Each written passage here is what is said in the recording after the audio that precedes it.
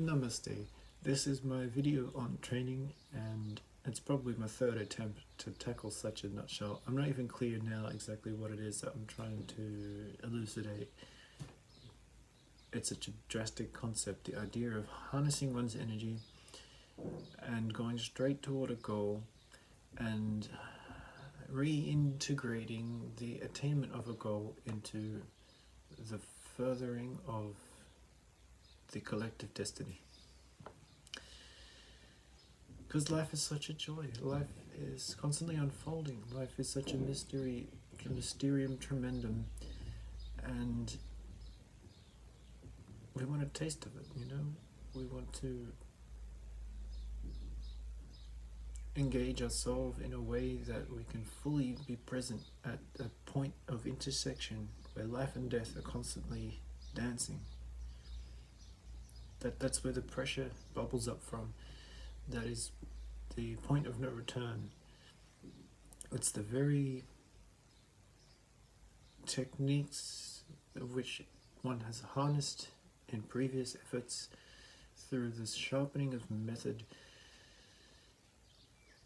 whereby the happy accident can take place. I think I just invented this term now, the happy accident. What exactly is a happy accident? It's kind of like a way of orchestrating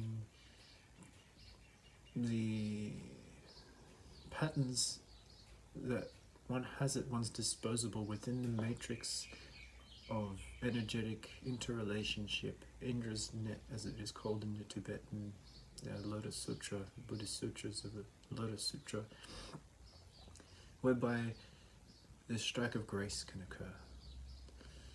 What is the strike of grace? It's not really anything. It's a point of which little deaths occur.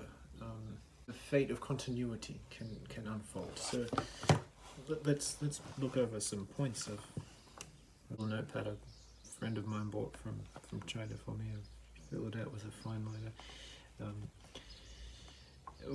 We were living with an ever-changing goal, and that is a difficult one to digest. That means that constantly how to incorporate a practice to maintain momentous will, the joy of living with the fact of decay, of suffering, of unfulfilled expectations, of spanners thrown in the works. Well, I can tell you how, and I'm not a miracle worker, it's just a very basic, words of birds here in this paraphrase. How to integrate these crazy blows of karmic fate into one's life. How to see these crazy intrusions, and what can the question then occurs, then putting oneself on the forefront, how can I readjust my life in such a way that I can maintain integrity, yet at the same time be welcoming to the unfolding uncertainty principle, the happy accident.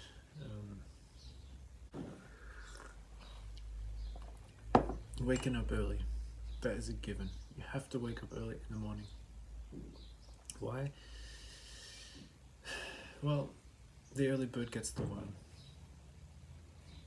The Brahma Murta, as it is said in the Bhakti Sutras, the hours given to the yogi to perfect oneself, 3 to 5 in the morning, and that same time at night, dawn and dusk, the 2 hours given to the yoga. Brahma Murta, the hour of creation, where there is a subtle, we've done this millions of times, but here we go again. So getting up early, maintaining a visualization of your goal. That's the Tantrayana. You see, there are different movements of the sun, of which different angles of light come into this crystalline reflective structure. And at any point of the day, in any perspective, at any time and place, we are all consciously connected. It is just a matter of whereabouts that you're jumping into the pool. Whereabouts are your feet? Whereabouts? And there are plenty of questions to be asking. And how ready are you to be willing to live the abstract and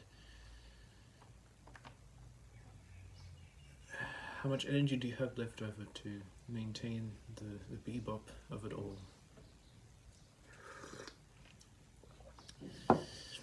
Well, I can answer some of these questions with a single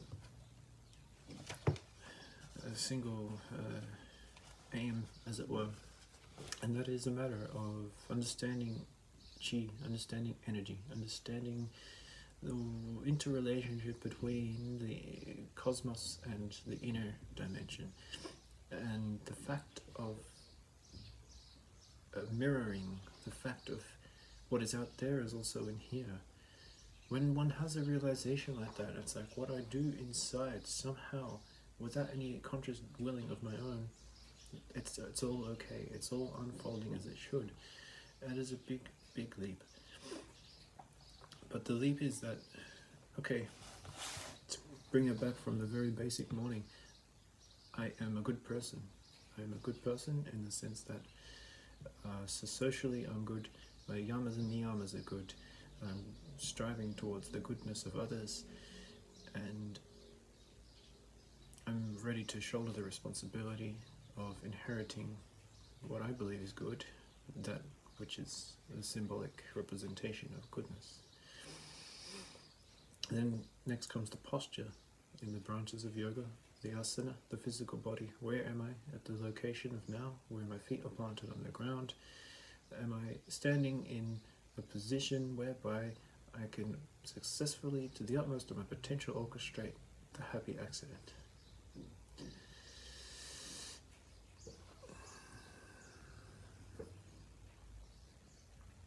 Then there comes a point of astrological significance, as it were, whereby one is understood to be skimming over these potential avenues, previous, past, echoings from distant, near, far. It's kind of a void space where one doesn't know whether everyone's moving forward or backwards. It's good to go backwards with this here hint. The energetic implications one has when moving into the future regard heavily upon the inherent karmic momentum. Karma is a very difficult thing to understand. The best way to understand is to not give too much grace to one's internal potentiality. It's not that subtle. A big mistake that I have made in the past. This isn't a confession, I'm not going to bore you with it. But that one cannot simply disregard inherent vice, as it were. It's one of the Buddha's prime statements, and that's why if you're going back to listen to that, listen to this. Not that, nor this. The middle path is forged out of stone. The middle path is something so inherent that it is oneself, it's identical to oneself. It's like man cannot walk the path until one is the path, and this is the middle path. What is even this idea of a path? We're not going anywhere, we're not coming from anywhere, we're eternally here. So that one has to recognize when fruits bubble, that it's a good time to relax and enjoy. Too much stress has been put upon the striving to perfection, particularly in this day and age, in these social circles that I'm involved in. The whole catalogue of beer yoga, dog yoga, cat yoga, naked yoga, yoga lattes, Bikram, Iyengar, Ashtanga, Hatha, a normal.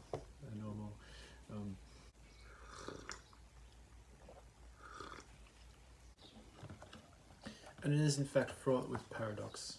The whole entire spiel that to attain freedom is to utilize the techniques of control upon oneself, because in very fact of action, freedom is great responsibility. Freedom, true freedom, it costs everything you have. There's a saying by William Blake of what cost comes experience. Is it bought by a shilling, shrapnel, pence down by the river? No, it is bought with everything a man has. everything, his wife, his home, his kids, his dreams. But how do we know that the sacrifice is in fact what it seems? Well, that is a matter of re-establishing energetic structures, breathing through it all. We really have to breathe through it all. What was previously an energetic behavioral pattern involving the momentum of form now moves out into the realm of space. This isn't a lecture particularly on the movement of elements. That's why I say it's very important to breathe. So there's a lot of space running out, and we have to be quick to harness upon this fragile momentum, this precious human rebirth. It's a very precious life, and I can only do so much in a short amount of time. Were it not for the fact of the Buddha being born, all time and space finds itself a concrescence. One man forgot himself, and from then on, nobody can forget him. Now, as we move into the realm of the shadow, as it were, I'm not a shadow worker, but let's just understand the shadow as the basic possible principle of light, moon, sun, this eternal dance, death and decay and brilliance and the whole orchestra. What was coming from the beautiful rising sun then has its shadow at this different vantage point as an archetypical significance, as something one could bring into the meditation at night, the Brahma Murta, the beautiful twilight dawn. How close to the trajectory had these targets, had these arrows being picked up once again and put back into the knapsack. Oh, speaking like a madman, trying to be as clear as I can.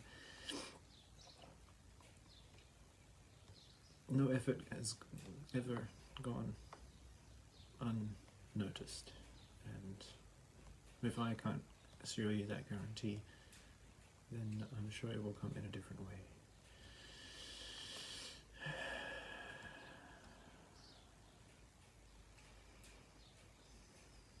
The river of time ever flows on, and the fact of the matter is, when we look inside, what we find is essentially that it's no different to the outside.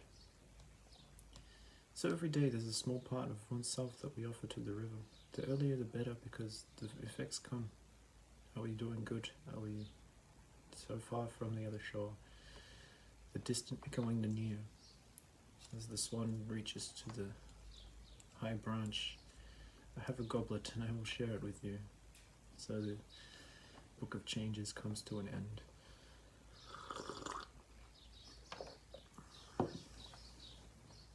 It's a very funny existence.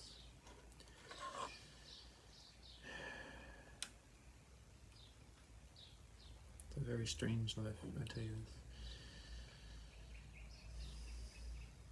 We have to keep out doing what we do.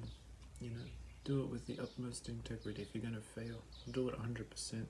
One thing worth doing is that re-examination, to put aside a bit of time to re-examine one's motives. Am I hitting my target? Are there others out there that are close to what I am aiming for? Are we in the same receptive point from the intimation that I can understand the manifestation in a physical form? Well, that's a big one, isn't it? So peace and love, brothers and sisters. It's a Christmas message. It's a thank you. It's a continual striving. Good on you. The efforts are there, and we shouldn't give up.